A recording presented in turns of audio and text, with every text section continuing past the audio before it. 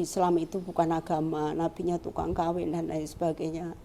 Bahwa Islam itu Tuhannya tuli, manggil, ya teriak-teriak pakai adzan dan lain sebagainya. Ya pokoknya buruk sekali berkaitan dengan Islam. Ya, karena memang seperti itu. Jadi saya benci sekali terhadap Islam. Bencinya luar biasa. Jadi kalau ada terdengar adzan itu saya sampai marah dalam hati itu. Jadi suster itu katanya kan jadi istri Tuhan. Jadi hidup selibat, tidak menikah, melayani umat. Jadi pikiran saya ya cuma seperti itu, mulia sekali hidupnya. Itu makanya sebagai istri Tuhan pasti dimasukkan surga dong. Nah makanya kemudian sejak itu saya pengen jadi suster. Rokok, Romo boleh nggak saya bandingkan kalau Trinitas itu seperti rokok. Rokok itu kan terbuat dari tembakau, ada kertasnya, ada bumbunya. Oh kamu pinter. Terus saya katakan Romo, kalau kertasnya saya buka, saya buang, apakah itu masih rokok? Saya tanya kepada Mbak Margiati, Tuhanmu itu laki-laki apa perempuan? Dia terkejut memang. Loh, Eni. Kemudian dia cari sapu tangan, dengan sehelai sapu tangan itu dibentangkan di antara wajah kami. Ketika itu saya marah, dalam hati marah. Loh, saya bertanya Tuhanmu laki-laki atau perempuan, kok dia malah ambil sapu tangan dan dibentangkan di antara wajah kami.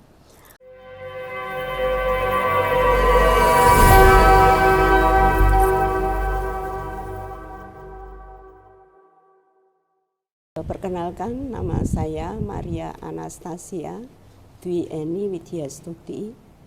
Saya lahir di Yogyakarta tanggal 25 Desember tahun 1962. Saya asli Jogja.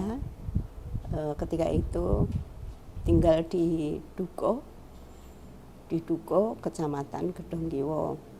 Saya berasal dari pemeluk agama Katolik Roma karena memang kedua orang tua saya beragama Katolik Roma, sehingga ketika saya lahir dibaptiskan dengan nama Anastasia di Gereja Bugeran.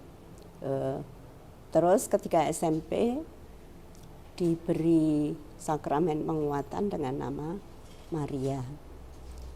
Saya anak kedua dari 6 bersaudara. Kakak saya ada seorang putri, kemudian adik ada 4 putri, kemudian yang 3 laki-laki. Saya sejak TK sampai perguruan tinggi sekolah di Yayasan Kanisius semua. Belum ke IKIP Sanata Dharma, saya sempat ke Susteran Gedangan Semarang karena memang saya ingin jadi suster. Makanya saya kemudian memberanikan diri bersama dengan ada teman yang memang sama-sama ingin jadi suster kemudian ke Susteran Ordo Franciskanes di Gedangan Semarang.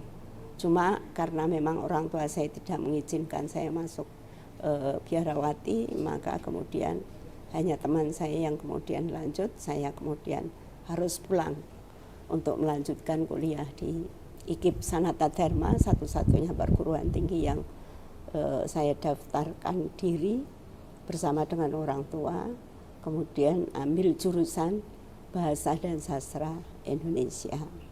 Begitu juga kakak dan adik-adik saya itu tidak ada yang sekolah di negeri kecuali 2 adik saya yang kemudian kuliahnya di UGM. Tapi kalau dari TK sampai SMA semuanya di Yayasan Kanisius itu. Jadi bapak saya itu tokoh agama di Gereja Bugeran, diakon awam. Diakon ini pembantu pastor pada saat memimpin kebaktian. Kemudian saya juga aktivis gereja di Gereja Bugeran. Saya menjadi bendahara, pernah juga jadi sekretaris. Terakhir saya jadi bendahara di organisasi kepemudaannya. Kemudian juga ngajar sekolah minggu. kemudian juga saya aktif juga sebagai Laskar Kristus. Laskar Kristus. Nah, ketika kemudian akhirnya ya, saya ada 13 September 85, ketahuan sholat itu Desember 85. Ya memang kemudian oleh keluarga tentu saja mereka terkejut. Saya di sidang kemudian disuruh milih Islam ataukah milih keluarga. Ya memang dengan pertimbangan sama ketika saya mau syahadat pada September 85 setelah mengalami pergulatan iman hampir 3 tahun kurang sebulan. Pertimbangan saya adalah hidup di akhirat jauh lebih lama dibanding hidup di dunia. Jadi ketika kemudian saya menyampaikan kepada keluarga bahwa saya milih Islam, ya maka kemudian memang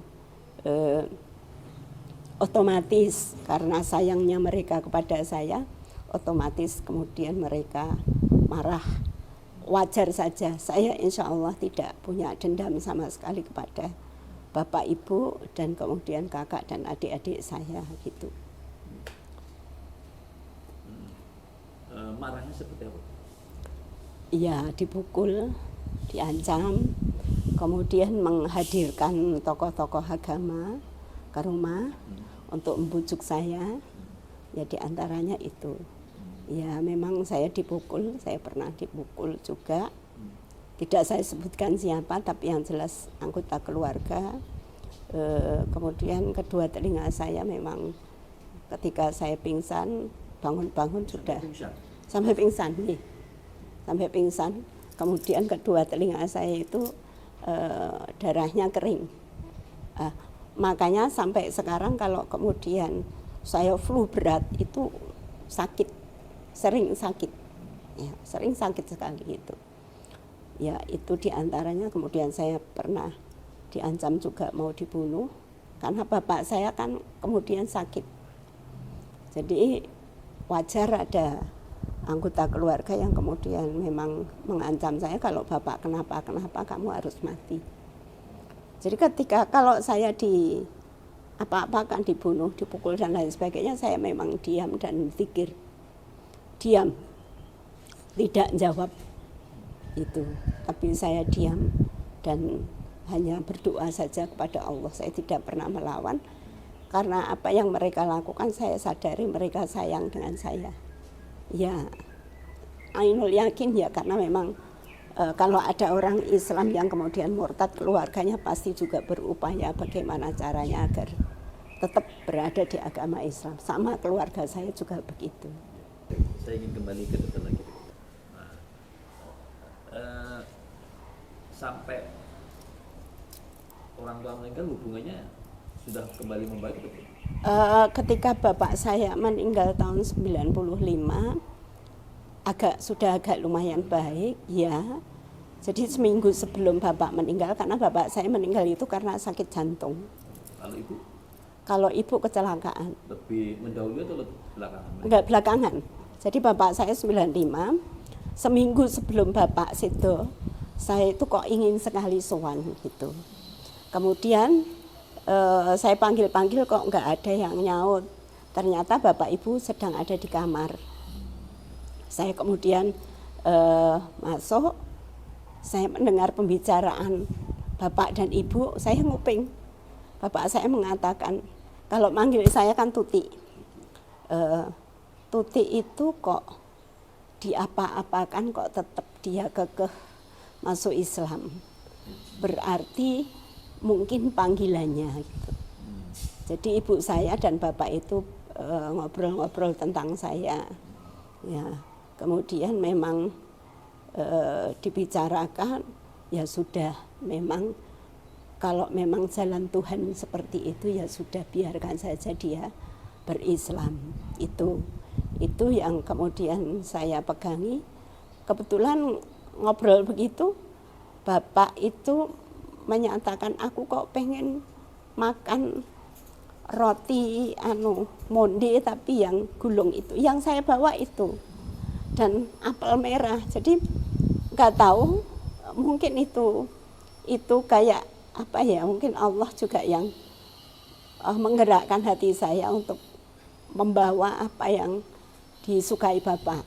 Nah, ketika itu kemudian saya kembali lagi mundur pelan-pelan keluar, terus saya teriak manggil Pak, Bu, supaya mereka iya seakan-akan baru datang. Kemudian saya ditemui, saya kasih roti itu, kemudian Bapak bilang, wah saya baru pengen banget roti itu gitu, sama apel merah, apel Washington gitu. Nah, karena kalau tahun 95 kayaknya untuk apel Washington masih mahal. Ya masih mahal. Sekarang juga mahal. Ya, itu. Ya, kemudian seminggu sesudahnya memang Bapak wafat. Jadi Bapak saya sudah pensiun, usianya ketika meninggal itu 63. Terus itu kemudian Bu Mira diterima kembali ke keluarga. Ya agak lumayan baik. Tapi ya kalau kakak adik belum.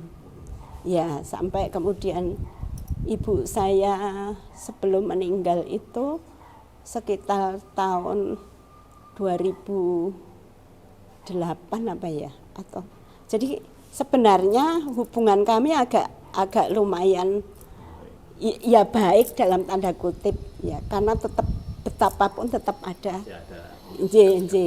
ada gap, tapi secara kemanusiaan sudah diterima. Jadi ketika ibu saya itu mengalami kecelakaan jalan kaki ya, jadi jalan kaki, kemudian kesandung bola, ada anak-anak yang sedang main, kemudian gandunya pecah, kemudian dirawat di Sarjito di ruang isolasi.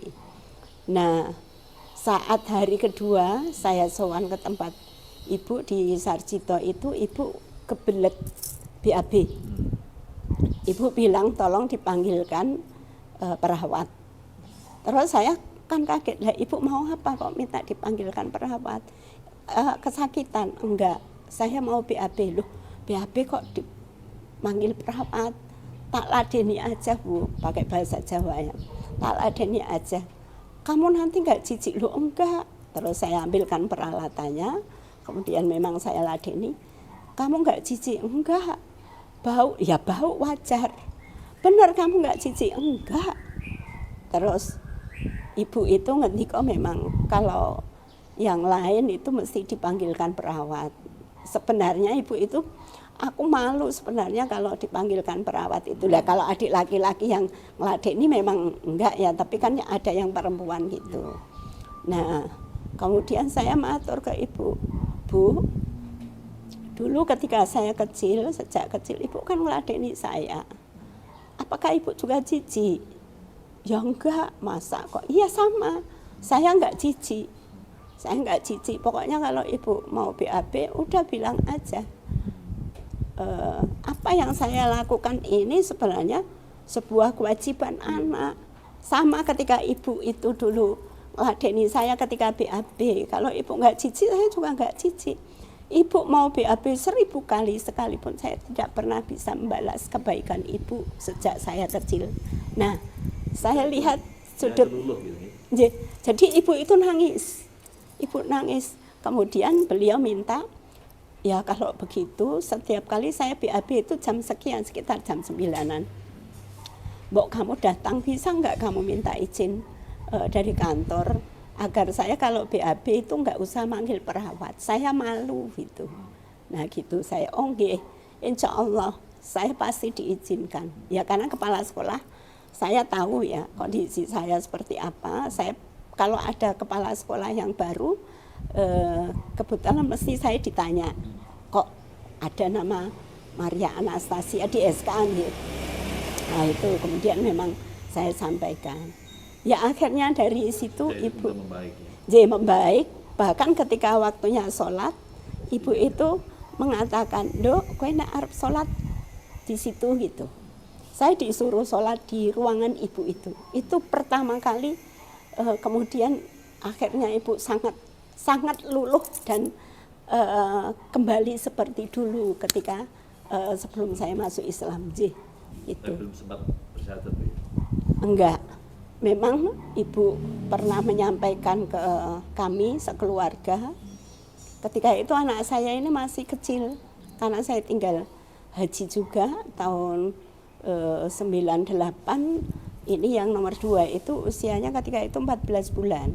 Ibu itu sering datang ke rumah, ke sini, ya gitu. Hanya memang ketika saya pulang, karena saya di hajinya pakai yang 23 hari, jadi hanya sebentar, itu saya tawari air zam-zam nggak mau, nggak mau, ya sudah. Di sana saya juga, di tanah suci saya juga mohon hidayah untuk orang tua saya, kakak dan adik, tapi sampai hari ini tidak Allah kabulkan, belum. Allah, sudah wilayahnya Allah. Baik. Tadi ibu bercita-cita ingin jadi suster. Dorongan apa Bu yang mendorong ibu punya cita-cita menjadi suster wanita yang mungkin pasti tidak sangat sedikit lah. Jadi kelas 3 SMP itu memang saya takut mati. Takut mati, saya mempertanyakan tentang kemana ruh lepas dari jasad. Itu saya tanya ke pastor karena memang saya lebih sering juga di Pasuruan. Jadi kalau pulang sekolah, karena kan dari SD Kanisius Pugeran, dari SMP Istilah Duce itu kalau mau ke Pasuruan itu nggak terlalu jauh beloknya. Itu saya sering tanya ke Romo itu, ada Romo Dwijo, ada Romo Wiono. Saya kebetulan sering ikut bantu masak juga pokoknya senang saya ada di gereja gitu, bermain, ada teman-teman juga yang ikut gitu. Nah itu saya tanya Romo, kalau roh lepas dari jasad itu kemana perginya? Apa yang dialami ruh itu? Tapi jawabannya memang pertanyaan berat. Ya, jawabannya yang penting kamu itu percaya kalau Yesus itu Tuhan, kamu pasti masuk surga. Nggak usah ditanyakan roh itu kemana perginya gitu. Ya pastinya langsung ke surga. Tapi itu tidak membuat saya marem gitu ya, artinya puas dengan jawaban itu. Maka kemudian saya takut mati. Ya kalau betul masuk surga, kalau masuk neraka, karena kalau kemudian antara pendosa dengan tidak itu hanya modal percaya dibaptis kemudian semua masuk surga, Tuhan tidak adil. Sudah mulai mempertanyakan itu. Kemudian kalau begitu saya tak jadi suster. Kalau jadi suster itu katanya kan jadi istri Tuhan. Hidup selibat, tidak menikah, melayani umat. Jadi pikiran saya ya cuma seperti itu, mulia sekali hidupnya. Itu makanya sebagai istri Tuhan pasti dimasukkan surga dong. Nah makanya kemudian sejak itu saya pengen jadi suster. Nah itu mempersiapkan diri. Iya, kemudian berlanjut, memang pertanyaan saya itu berlanjut di SPG. Wakil kepala sekolah kebetulan Bruder Nicholas. Kebetulan saya dekat sekali dengan beliau. Hobi saya membaca. Jadi kalau di perpustakaan itu ada novel gitu yang belum dimasukkan ke perpustakaan, saya pasti dipanggil. Ada novel baru loh, itu. Saya disuruh baca dulu. Iya, karena saya senang membaca gitu. Oleh Bruder Niko ini saya diberi pinjaman buku sadana berkaitan dengan perjalanan roh. Kemana ketika orang mati itu seperti apa, jadi perjalanan roh. Tapi tetap karena sumbernya tidak jelas, hanya pengakuan orang yang mati suri, maka itu tidak membawa saya ke ketenangan. Sampai kemudian dihadirkan psikiater itu di sekolah. Jadi orang tua saya nggak tahu, saudara-saudara saya nggak tahu. Padahal saya sulit tidur. Karena ketakutan. Iya, karena ketakutan ya, takut mati. Jadi gangguan jiwa. Kemana roh lepas dari jasad. Makanya saya kemudian lebih aktif di gereja karena itu juga untuk mencari bekal gitu. Jadi memang saya nggak terlalu puas dengan kata-kata pastor bahwa kalau percaya kepada Yesus pasti akan masuk surga. Itu tidak saya percaya betul gitu. Nah, memang kemudian akhirnya bermuara dari pada saat Desember 82 saya nggak sengaja datang ke rumah tetangga. Kebetulan beliau juga suka atau hobi membaca, kita sering tukar-tukaran buku atau novel bacaan. Beliau, Mbak Dwi namanya, kuliah di IKIP Muhammadiyah, jurusannya sama di Bahasa dan Sastra Indonesia. Saya datang ke rumah beliau, jadi Mbak Dwi ini dengan kakaknya dan adiknya bertiga, itu bapaknya beli sebagian tanah orang tua saya. Tapi tinggalnya agak jauh dari rumah ya cuma sekitar 100-an meter ya. Kemudian saya datang ke rumahnya, beliau sedang mandi. Ya saya agak akrab dengan beliau. Ketika itu kemudian saya memang matur, dia punya buku bacaan enggak? Ada Mbak, di meja, silahkan diambil. Nah saya datang ke kamarnya, di meja ada 2 buku, 1 novel Kogape Cintamu, yang satu bukunya bersampul coklat badur gitu kalau saya nyebutnya. Nah buku itu yang saya ambil tanpa saya buka judulnya. Terus saya bilang ke Dek, tak bawa ke rumah ya? Iya Mbak, silahkan gitu. Nah, saya bawa ke rumah. Ternyata setelah sampai rumah, saya buka judulnya Mengapa Saya Masuk Islam, Edi Krayan Hendrik. Wah, saya tutup buku itu. Loh, kok buku ini ya? Kok buku ini yang saya ambil? Saya agak buruk sangka dengan Mbak Dwi. Wah, jangan-jangan disengaja ini. Saya kembalikan takut, tapi memang terbayang judul itu. Ini agak lama, beberapa bulan, mungkin 1-2 bulan tidak saya buka. Saya ya karena memang sejak kecil ditanamkan kebencian terhadap isi, memang kita biasa ya, dekat Islam itu bukan agama, nabinya tukang kawin dan lain sebagainya. Bahwa Islam itu Tuhannya tuli, manggil ya teriak-teriak pakai adzan dan lain sebagainya. Ya pokoknya buruk sekali berkaitan dengan Islam. Ya, karena memang seperti itu. Jadi saya benci sekali terhadap Islam. Bencinya luar biasa. Jadi kalau ada terdengar adzan itu saya sampai marah dalam hati itu. Ya makanya kemudian ketika saya membuka buku itu kok dia masuk Islam ya. Padahal dia kalau Edi Krayan Hendrik namanya kan mungkin Kristen ya, bukan Katolik gitu. Nah kemudian memang karena saya penasaran, saya buka, saya biasa kalau membaca buku mesti daftar isi yang saya lihat. Ya. Kemudian di situ tertulis Yesus bukan Tuhan. Kemudian mempertanyakan tentang kitab suci, mempertanyakan tentang ibadah. Menohok. Ya, sangat menohok. Tapi saya tutup karena saya marah. Tapi memang penasaran. Ya akhirnya saya baca buku itu, kemudian saya cocokkan. Marahnya kenapa? Ya karena tidak mengakui Yesus sebagai Tuhan, padahal dia Kristen. Itu. Kemudian kutipan-kutipan ayatnya saya cocokkan dengan apa yang ada di Injil. Ini Injil saya tahun 77. Ini tahun 77. Itu. Terbitan Lembaga Alkitab Jakarta. Ya. Justru dari Injil ini apa yang disampaikan oleh Edi Krayan Hendrik itu memang betul sekali. Ini misalnya yang sangat menohok. Misalnya ini saya buka Injil karangan Matius babnya 7 ayat 21 sampai 23. Tidak semua orang yang memanggil saya Tuhan, Tuhan akan menjadi warga pemerintahan Allah.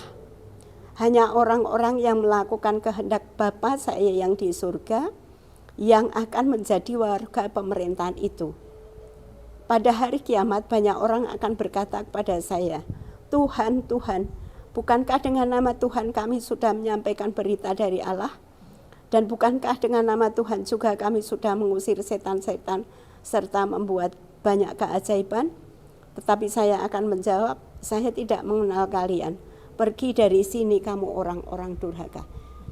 Saya tidak tahu, padahal kalau yang namanya membaca Alkitab memang ya kadang saya membaca. Bahkan kalau pas Paskah atau Natal itu sering diminta juga untuk membaca Alkitab di perayaan itu. Jadi kalau harian yang baca Alkitab itu diakon awam, tapi kalau pas Paskah atau Natal itu biasanya dari jemaat. Ya karena saya aktif di sekretariat pemudanya, kemudian kadang itu jadi MC pas Paskah atau Natal atau baca Alkitab gitu. Cuma sebelumnya saya tidak pernah bisa mencerna. Ya jadi kayaknya membaca itu ya tapi enggak pernah. Ya, enggak dipikirkan. Tapi ketika kemudian saya mencocokkan apa yang dituliskan oleh Edi Krayan Hendrik dengan apa yang saya ada di Injil ini, saya kemudian baru berpikir, loh, kok begitu ya? Kalau dia Yesus ini mengatakan yang manggil Tuhan Tuhan itu justru dimurkai, malah dikatakan durhaka. Kalau yang di tahun 82 malah ada sebutan iblis dan lain sebagainya gitu. Jadi memang ada perbedaan-perbedaan. Nah kemudian ini memang saya cermati. Apalagi di buku Edi Krayan Hendrik itu dikatakan juga berkaitan dengan kemurnian kitab suci. Ya makanya kemudian saya buka Alkitab.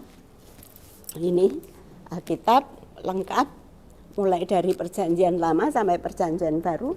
Jadi justru dari sini juga ketika saya buka mulai kitab Kejadian, ini ya karena saya kuliah di jurusan Bahasa dan Sastra Indonesia, kemudian muncul hal-hal yang kemudian tidak masuk akal. Misalnya ini di kitab Kejadian bab 1 ayat 1. Pada mulanya Allah menciptakan langit dan bumi.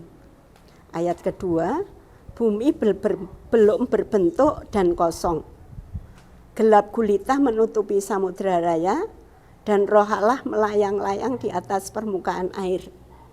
Ini ayat yang kedua ini muncul kontradiksi. Bumi belum berbentuk dan kosong, tapi kemudian di klausa yang kedua dikatakan gelap gulita menutupi samudera raya. Jadi kalau seperti ini yang salah siapa? Penulis Alkitab atau wahyunya? Ya, karena bertentangan.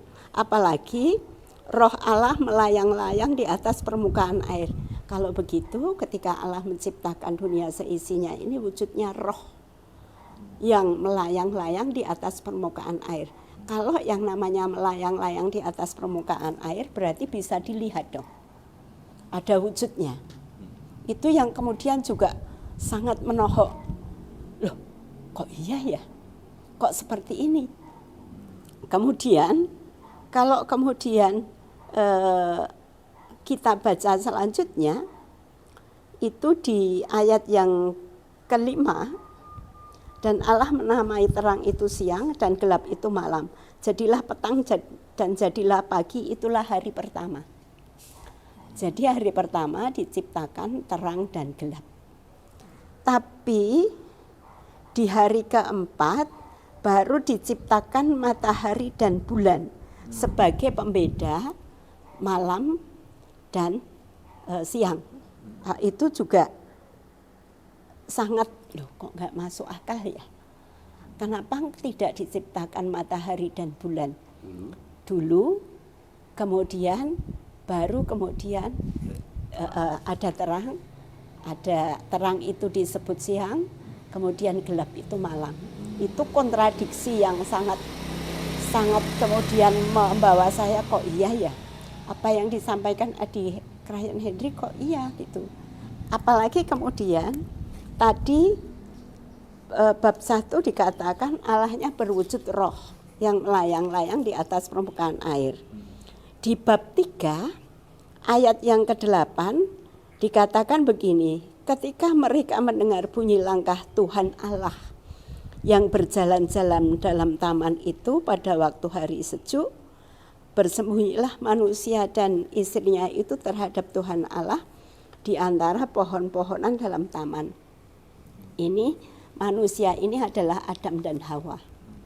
Nah, bayangan saya ketika itu, rohnya kemudian turun, jalan-jalan. Wujudnya apa? Nah, ketika saya tanya kepada pastor, dikatakan yang namanya roh Allah itu wujudnya merpati putih. Tapi di ayat ke-9 kemudian dikatakan begini, tetapi Tuhan Allah memanggil manusia itu dan berfirman kepadanya, di manakah engkau? Ya kalau berfirman, yang namanya berfirman itu memang harus Tuhan. Ya. Tapi kok tidak tahu Adam dan Hawa ini bersembunyi di balik pohon. Dia bertanya, di manakah engkau? Nah, ini juga sangat menarik loh. Kalau memang Allah itu maha melihat, maha tahu, kenapa kemudian Tuhan ini ketika Adam dan Hawa hanya bersembunyi di balik pohon, sudah bertanya-tanya. Nah, kayak gitu. Kemudian berkait dengan wujud Tuhan ini juga di bab 32,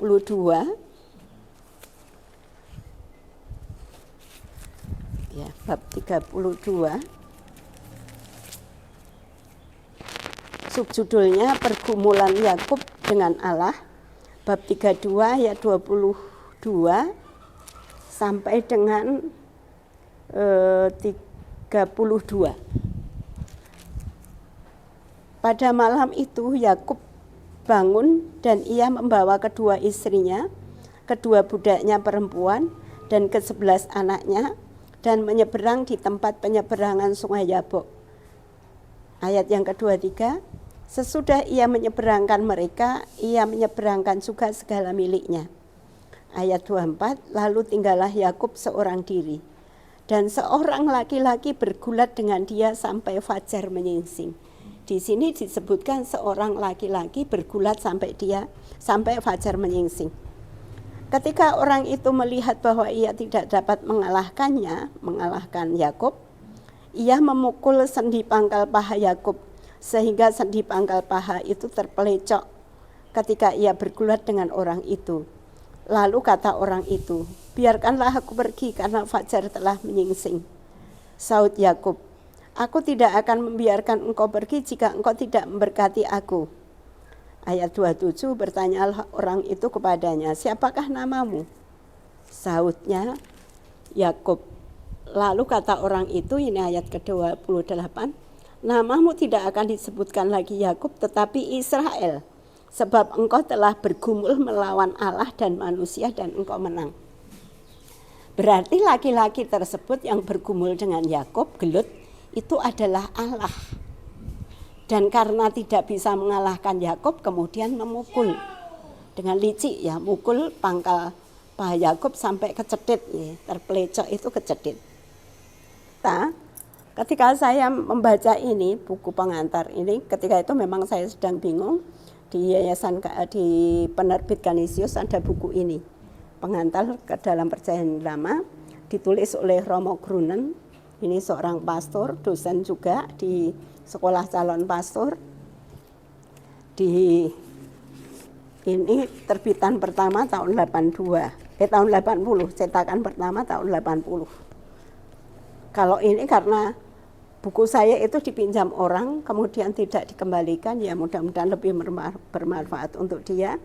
Ini yang saya punyai, cetakan ke-6, yaitu tahun 91. Di sini disampaikan pada halaman 19 di bagian E, nggak kelihatan, ya. Terjemahan Alkitab ke dalam bahasa Indonesia langsung berdasarkan kitab suci yang ditulis dalam ketiga bahasa tersebut, maksudnya bahasa Ibrani, bahasa Aram, dan bahasa Yunani. Ini dibahas di sebelumnya. Tetapi naskah-naskah yang ditulis oleh penulis suci sudah lama hilang lenyap. Ini diakui seperti ini. Kebanyakan naskah asli itu ditulis atas semacam kertas yang dibuat dari sejenis gelagah yang banyak terdapat di Mesir dan seterusnya. Itu memang diakui, kemudian yang asli tidak ada. Di halaman 20, semua naskah asli yang ditulis oleh penulis suci tidak terpelihara bagi kita. Berabad-abad lamanya naskah-naskah itu disalin dengan tangan, dan dengan disalinnya naskah-naskah itu banyak kesalahan menyusup.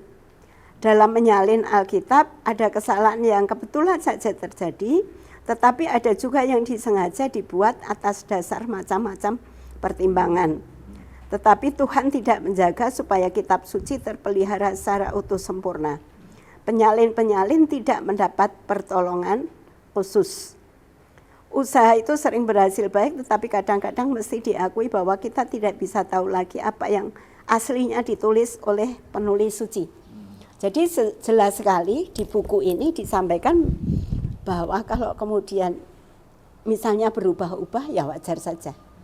Karena yang asli tidak ada. Ya memang ketika kemudian saya belajar tentang Islam, jadi di 5 bulan terakhir sebelum saya syahadat, itu terjadi di semester 6, saya menemukan buku studi ilmu Al-Quran dari Almanak Cotton, ya karena memang saya hobi membaca, saya mencari, kemudian di buku studi ilmu Al-Quran Almanak Cotton itu memang dijelaskan bagaimana ayat-ayat Al-Quran itu diturunkan kepada Nabi melalui malaikat Jibril, kemudian Rasulullah SAW itu dalam keadaan umi, buta huruf, dituliskan oleh para sahabat-sahabat di sekitar kehidupan Nabi, yang memang banyak juga yang pintar.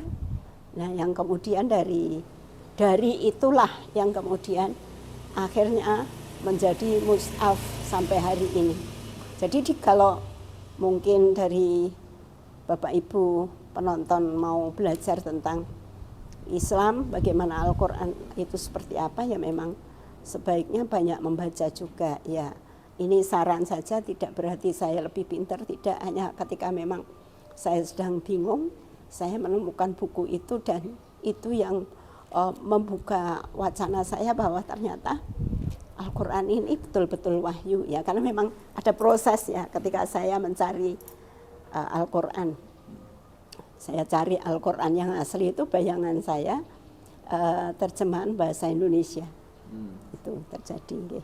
Tapi nanti saya ceritakan di sesi. Ini tadi sudah sampai titik mulai ragu dengan Alkitab. Juga ibadah.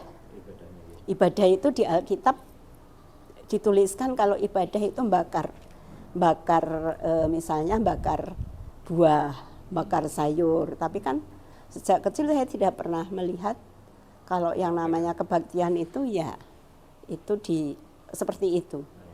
Artinya sudah mulai ragu-ragu ya? Sangat, ya. Lalu itu apakah tidak ada dialog atau konsultasi dengan Romo Pastor? Iya. Jadi saya mempertanyakan soal Tuhan, kenapa disebut Trinitas. Saya itu ke gereja, ke pasuran, saya dialog dengan mereka, siapa Tuhan saya yang sebenarnya. Kita itu punya Tuhan, kenapa bisa Trinitas.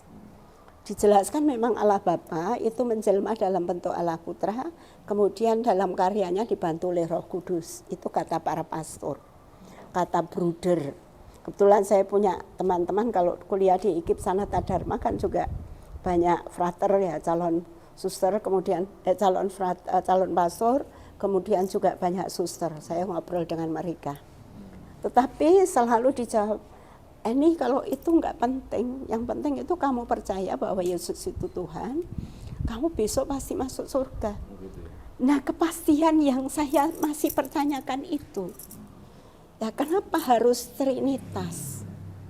Padahal di dalam Alkitab jelas, Yesus mengatakan aku ini hanya utusan.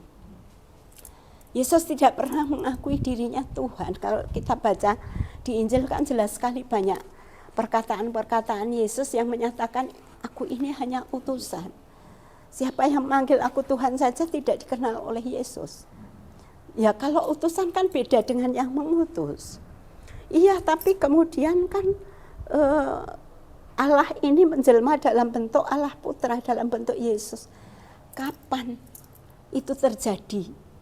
Apakah saat Bunda Maria mengandung, itu kemudian Allahnya sudah bersemayam di dalam kandungan Bunda Maria? Dan kok sebegitu lemahnya, begitu remehnya Tuhan di dalam kandungan seorang wanita. Kemudian lahirnya seperti apa? Apakah dibantu atau lahir sendiri? Masa Tuhan lahir dari manusia? Itu tidak masuk akal. Yang memang kemudian ketika saya tanyakan itu pertanyaan yang enggak penting. Yang penting kembali lagi bahwa kamu percaya Yesus itu Tuhan. Sampai saya bandingkan yang namanya Trinitas itu seperti rokok. Romo boleh enggak saya bandingkan kalau Trinitas itu seperti rokok. Rokok itu kan terbuat dari tembakau, ada kertasnya, ada bumbunya. Oh, kamu pinter. Terus saya katakan, Romo, kalau kertasnya saya buka, saya buang, apakah itu masih rokok? Ya terkejut. Apakah tembakonya ketika terpisah dari bumbunya itu masih rokok? Kan tetap kertas, tembakau, dan bumbu. Sama, ini Allah yang menjelma dalam Allah Putra. Ini sejak kapan menjelma? Kemudian Roh Kudus itu bentuknya seperti apa? Itu pertanyaan yang memang tak terjawab. Baik. Waktu-waktu nggak tentu. Baik, itu kan tadi sudah mulai katakanlah sebagai awal untuk meninggalkan Kristen ya, Katolik ya. Ya akhirnya ya. Kenapa kemudian atau gimana kisahnya kemudian kok larinya ke Islam bukan ke agama yang lain? Jadi ketika saya sudah bingung di Katolik, saya belajar tentang Kristen sama aja, cuma peribadatannya yang agak beda, Alkitabnya juga agak beda. Kemudian saya belajar tentang Buddha ketika itu. Buddha dulu. Ya, sempat belajar tentang Buddha, tentang Hindu, kemudian aliran kejawen juga. Kenapa saya enggak belajar Islam? Ya karena saya benci dengan Islam. Itu 2,5 tahun saya kacau, galau. Tuhan, saya sampai berdoa, ya Tuhan di agama manapun tunjukkan. Engkau itu siapa? Engkau itu di mana? Dalam agama apa saya harus mempercayai Engkau? Ya akhirnya karena memang 2,5 tahun saya bergulat dengan beberapa agama dalam tanda kutip itu, saya mau tidak mau saya harus belajar Islam. Tidak ada pilihan lain. Nah ketika kemudian saya mencoba mencari Al-Quran terjemah di shopping center, ketika itu memang. Jadi yang pertama dicari Al-Quran? Iya, Al-Quran. Bukan bertanya lagi ke. Tidak. Karena kalau saya belajar tentang Islam mau kepada siapa? Saya nggak kenal tokoh Islam. Saya juga takut. Ya kemudian saya cari di shopping center, saya mau beli Quran terjemah. Kemudian, yang terbitan mana? Saya nggak paham. Kemudian ditunjukkan ada bahasa Arab, ada kemudian terjemahannya. Saya nggak mau. Bayangan saya yang namanya terjemahan Al-Quran ya sama dengan ini. Ya bahasa Indonesia atau bahasa Jawa. Itu saya keliling muter. Tapi nggak ada. Kemudian penunggu sosial agensi itu manggil saya dari kejauhan. Wah itu pasti ketemu. Saya mendekat. Mbak mau cari terjemahan Al-Quran? Iya. Maaf Mbak, sebenarnya Mbak ini agamanya apa? Wah langsung saya ketika itu barangkali pucat. Saya terkejut loh. Kok Bapak bertanya soal itu? Terus saya memang mendekat bisik-bisik, maaf Pak, saya beragama Katolik. Oh gitu. Gini Mbak, sini Mbak. Terus beliau sibuk membukakan. Mbak, yang namanya terjemahan Al-Quran, kemudian ditunjukkan. Mbak, judulnya terjemahan Al-Quran. Dibukakan, ini terjemahannya. Ini Al-Qurannya. Kemudian dibukakan tafsir Al-Quran. Mbak, ini judulnya tafsir Al-Quran. Ini tafsirnya, ini Al-Quran. Kemudian diambil Al-Quran. Yang namanya Al-Quran ini Mbak, judulnya Al-Quran. Bahasa Arab semua. Jadi Al-Quran itu ketika diterjemahkan, ketika ditafsirkan, tidak pernah meninggalkan bahasa wahyunya. Bahasa aslinya yaitu bahasa Arab. Kenapa? Sedunia ini akan tahu bahwa yang namanya Al-Quran itu bahasanya sama, bahasa Arab. Wah, itu langsung ces saya. Loh, kok Bapak menyampaikan itu ya? Kok katanya sedunia ini Al-Quran ini tulisannya sama. Bedanya hanya ketika diterjemahkan, ditafsirkan dengan bahasa yang masing-masing. Nah, akhirnya saya beli buku terjemahan Al-Quran, disarankan beli yang dari Kemenak. Katanya mudah dipahami. Nah, dengan sembunyi-sembunyi, buku itu saya bawa pulang, saya sembunyi-sembunyi. Jadi sama dengan buku Mengapa Saya Masuk Islam itu saya simpan di almari kecil saya, almari pakaian, kemudian saya kuncinya saya bawa kemana-mana, takut ketahuan. Nah, ketika saya membaca terjemahan Al-Quran, Al-Fatihah saya gak paham.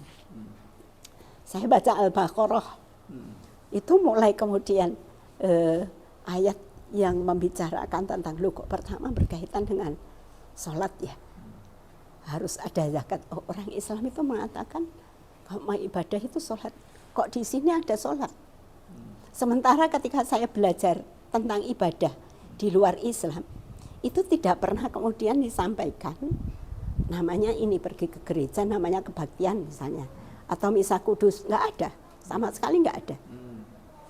Bahkan antara yang dituliskan di Alkitab dengan praktek kenyataan ketika beribadah itu sama sekali bertentangan, tidak ada sama sekali. Nah, kemudian memang loh, orang Islam itu kok sholat ya? Oh, berarti apakah sholat ini merupakan perintah? Kemudian di Al-Baqarah itu saya baca terjemahannya kok, oh ternyata zakat, ternyata tentang puasa, tentang haji, tentang bagaimana riba, tentang bagaimana berdagang harus dituliskan, dan lain sebagainya. Kayaknya di Al-Baqarah ini banyak sekali berkaitan dengan apa yang dilakukan oleh umat Islam sebagai salah satu bentuk beribadatan. Apalagi kalau kemudian ketemu dengan misalnya di surat Toha ayat 14 berkaitan dengan Qul inani anallaha la ilaha illa ana. Qul inani anallahu la ilaha illa ana. Katakanlah bahwa aku ini Allah. Jadi, oh kok sebutan Allah saja ini diatur di dalam, ya.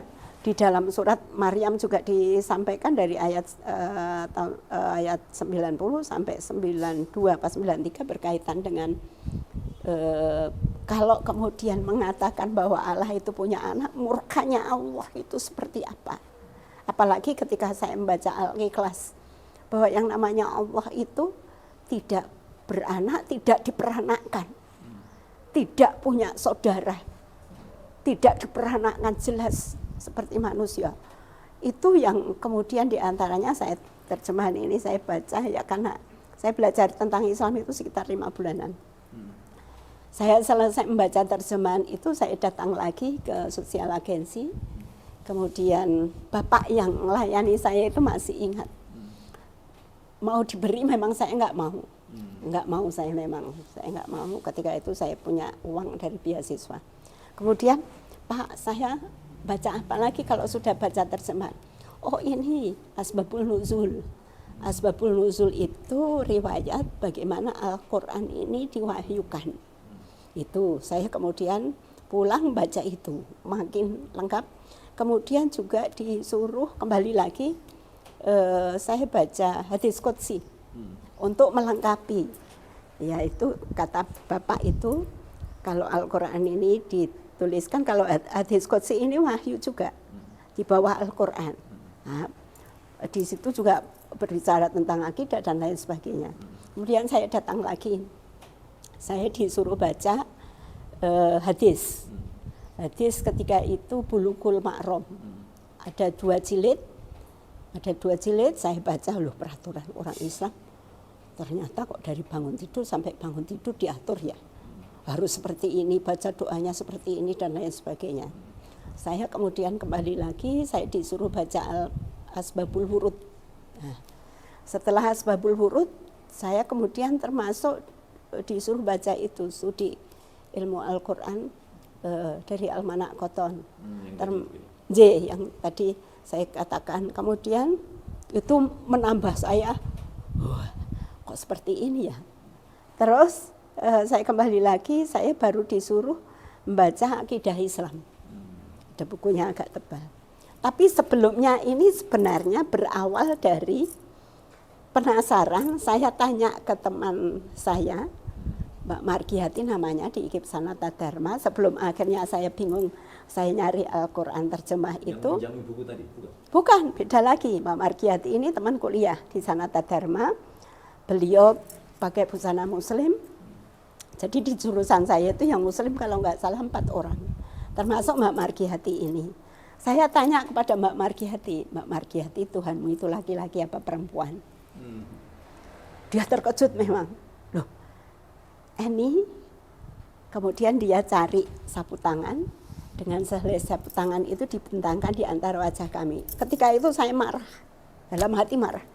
Loh, saya bertanya Tuhanmu laki-laki atau perempuan, kok dia malah ambil sapu tangan dan dibentangkan di antara wajah kami. Kemudian dia bertanya, Eni, kamu bisa lihat saya enggak? Ya enggak, mau ditutup dengan sapu tangan. Kita ini hanya dibatasi dengan sehelai kain. Itu tidak bisa saling melihat. Apalagi melihat Sang Yang Maha Allah. Coba lihat mana yang disebut langit. Saya tunjukkan itu salah. Kamu belum pernah naik pesawat ya? Iya, itu awan.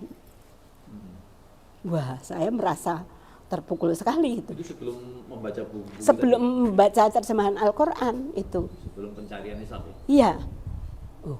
Itu awan Kalau naik pesawat akan terlihat ada lapisan awan. Dan langit itu jauh sekali. Apakah biru-biru itu sudah langit? Wallahu a'lam. Mata kita ini terbatas karena kita ini makhluk ciptaan Allah. Wallahu alam, Allah itu laki-laki atau perempuan. Karena kalau laki-laki perempuan itu ciptaannya. Dan manusia dibatasi. Karena makhluk maka terbatas. Pandangan mata kita, pendengaran kita dan lain sebagainya itu terbatas. Lah kok mewujudkan Allah itu seperti apa? Terus reaksinya Bu Mariam? Ya, ketika itu memang saya terkejut loh. Kalau di Katolik kan jelas laki-laki, ya. Hindu, Buddha, Konghucu semua laki-laki. Ya, kalau kejawen memang nggak diperlihatkan ya. Loh, kok ini beda sendiri ya? Jadi Islam itu tidak bisa mewujudkan tidak ada wujudnya. Iya.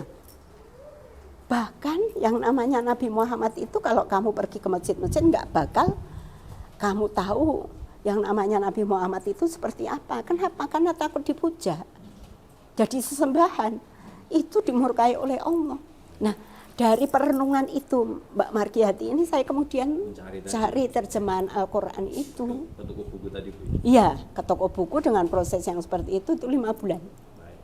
Nah kemudian sampai pada kesimpulan Islam adalah yang benar dan memutuskan saya itu?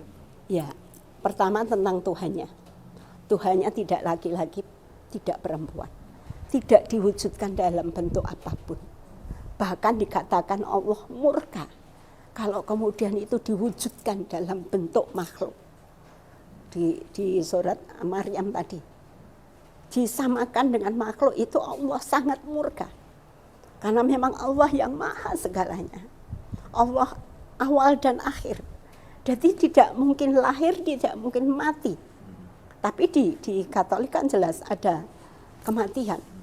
Tuhan mati, Tuhan lahir. Nah, ya kemudian juga tentang Alkitab, tentang ibadah. Semua diatur dalam Al-Quran. Apalagi tentang kematian. Jawaban kemana ruh lepas dari jasad itu saya temukan di Al-Quran. Dan juga di buku-buku yang saya baca.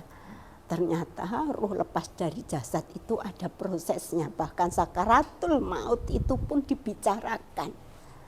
Kemudian ada kemudian orang yang meninggal itu di alam ruh, alam barzah itu seperti apa.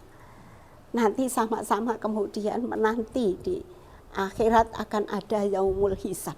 Sampai kemudian nanti lewat jembatan Sirat, kemudian baru kemudian ditentukan dia akan masuk surga atau masuk neraka. Itu jelas sekali.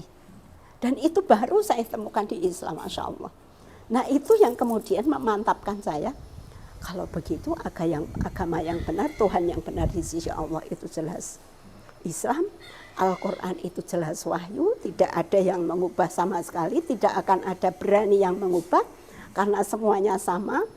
Dari wahyu ketika ditulis, di selembar cukup banyak ya, di batu, di pelepah kurma dan lain sebagainya, kemudian dikonfrontasikan, kemudian dibuat mushaf, dan kemudian sekarang ada di sekitar kita, yaitu Al-Quran. Kemudian ibadahnya jelas sekali, ada tuntunannya, patokannya seperti apa, aturannya seperti apa. Nah itu yang kemudian membawa saya, kalau begitu saya harus masuk Islam. Karena saya takut mati. Jelas Allahnya dalam Islam ini adil. Semua akan dihisap, apapun Allah maha melihat. Orang bisa tidak lihat, tapi Allah maha melihat dan dicatat. Di kiri kanan kita ada malaikat pencatat amal baik dan amal buruk. Tidak ada yang kemudian terlewatkan. Tapi saya ragu, saya kalau masuk Islam bisa mati, dibunuh. Tapi saya akan lebih lama hidup di akhirat. Paling sekitar 60-70 tahun saya hidup di dunia. Dan ketika itu usia saya sudah 23 tahun. Yang kemudian membawa saya akhirnya pada 13 September 85 saya syahadat. Di kamar. Di kamar? Iya, di kamar saya syahadat sendiri. Oh, syahadat sendiri? Iya, saya syahadat sendiri. Tapi kemudian secara formal syahadatnya? Saya secara formal karena ketika itu kemudian akhirnya saya mau menikah, saya ada surat pensyahadatan itu dibuat, kalau nggak salah tahun 87. Suratnya, tapi ikrar syahadat secara terbuka enggak Pak? Nggak ada. Nggak ada. Jadi saya ketika itu karena sudah ketahuan saya masuk Islam, kemudian ada ujian dari keluarga, saya ditawar-tawarkan siapa yang mau menikahi. Kemudian suami saya, karena bapaknya ada di depan rumah saya. Suami saya kan tinggal di Kalibawang, Kulon Progo. Terus bapak mertua itu orang Katolik juga menyampaikan bahwa saya ditawar-tawarkan kemudian ditolong mau dinikahi. Nah itu baru kemudian saya mencari surat pensyahadatan karena untuk mencari perubahan KTP. Nah, kebetulan lurahnya Katolik itu dulu, saya harus mencari surat pensyahadatan. Tapi gitu. sudah bersyahadat? Sudah secara resmi 85. Masya Allah. Ya. Jeda dulu mungkin Sudah untuk sampai kelimat ceritanya Bu Maria.